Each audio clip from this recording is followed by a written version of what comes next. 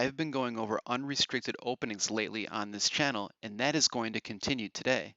This video is all about the Laird and Lady opening, which is very popular and is played by all classes of players. It's tricky with a lot of traps and tactical play, but it's also very well balanced. There's been a ton of play published, and I do plan on covering additional lines of play in future videos. But today, I'm going to showcase a natural line that involves some hidden and deceptive tactics, with this particular game credited to Robert Martins, a grandmaster from the mid 19th century who had many battles with the legendary James Wiley. So let's get into it.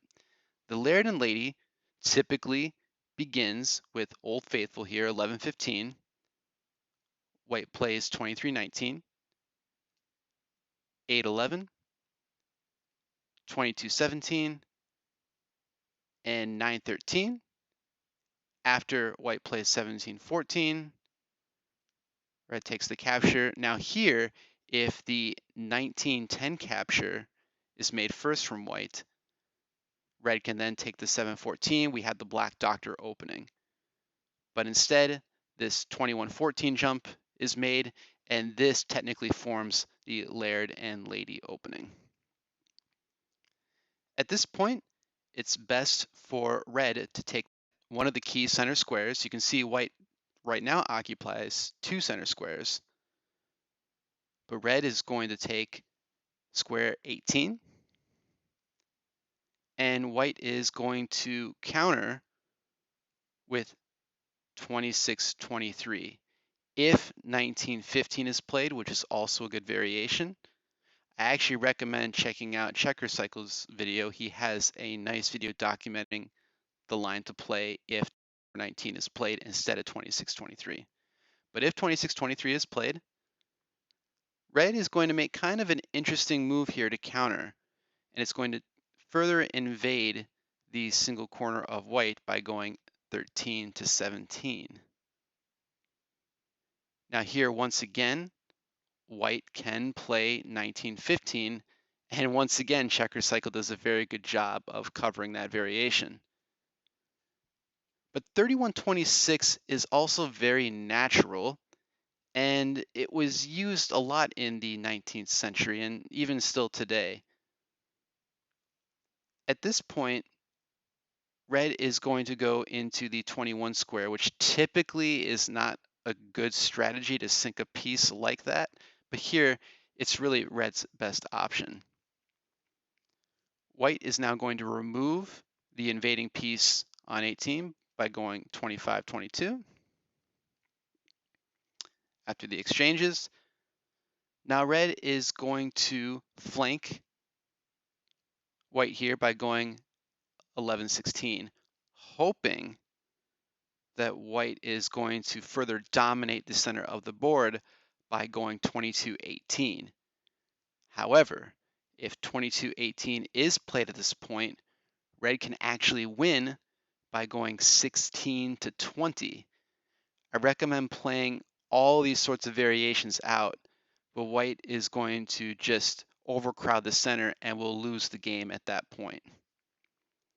So instead, white is going to go 22-17. Again, this may look a bit unnatural, but this is a very strong move for white, targeting red's double corner and allowing for further weaknesses. Red is going to make a play here that looks a bit unnatural. You may think 16-20 is best. Before 8 is played here, the natural 24-20 is just too good to pass up, further pinning red in its single corner. So after 24-20, red is really looking in trouble.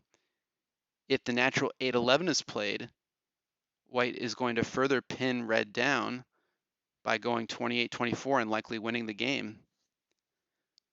So what's red going to do here? It obviously can't go 7-11 forming an elbow. So what is red going to do here? It's part of the beauty of checkers, where every single move on the board must be considered no matter how radical it may look. And that's where we have this 5-9. Now you may think, well, 5-9, you're literally giving up a piece there if the 14-5 jump is made, or you just have the easy 2-for-1 with 20-4. If the 14-5 jump is played, red can next go 7-10. White is going to make that double jump, and then after 10-14, red has the triple jump, and then will ultimately capture the piece on 26 in this next move, or after it goes 26-22. So this immediate 2-for-1 is probably best. So white takes it and gets a king. Red obviously must jump back. And then white jumps 23-14. Some of you may recognize a potential tactical play here for red. And if you do, that is very impressive. What red must do next is go 21-25, pitching another piece, and now 3-8 for that in and out shot.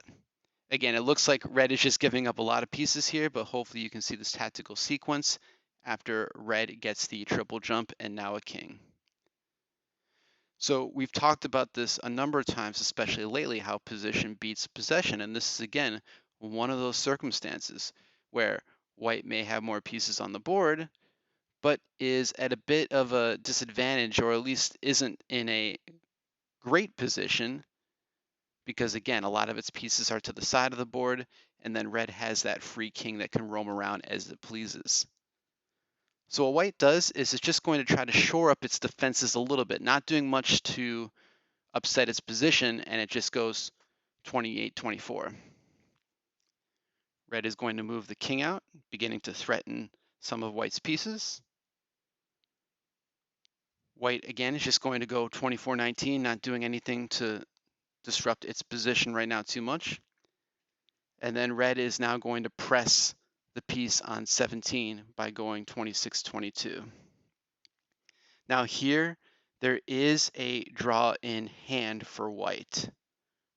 White must go 19-15, and then the red king, of course, is going to jump 22-13, and then after 15-11 is the key drawing sequence here, and I'll put the additional moves on the side here so you can play that out and see where a draw can be made. But the natural 17-13 to get out of the way of the king just looks too natural and is what was played in this particular game. But this move will in fact lose. The 17-13 will lose. So after 17-13, red once again is going to press the piece on 14 with its king. And now the piece on 14 must move out of the way, and it looks to further get in red's double corner and try to sink that piece. But red stops that by going 1-5. So red is going to capture that piece no matter what next. For last second hopes, white goes 27-23, hoping that red is going to jump 5-14 first. And then after 21-17, we have a drawn game. So a nice tactical sequence there for white. But red is not going to allow that and instead properly jumps the 18-27. White captures back with 32-23, and now once again that piece on 9 is trapped. We have the 5-14 capture. You can see here we're back to even number of pieces for each side, but white has nowhere to go. Anywhere it moves aside from 19-15, it's going to get captured, and if 19-15 is played, I'm sure many of you can see this sequence here where red is going to pitch 14-17, white must jump, and then after 6-10, no matter which way white jumps, red is going to get a triple jump and will win the game. So this particular game took place in 1850, with Robert Martins defeating John Way. And this game once again highlights why it's so important to consider every single move on the board at any given time, no matter how ridiculous it may look at first glance. So please stay tuned for next week's video, as I'll be covering Wiley's Invincible, his famous game in the second double corner opening against Andrew Anderson from the historic 1847 World Championship match. Thanks, as always, for watching.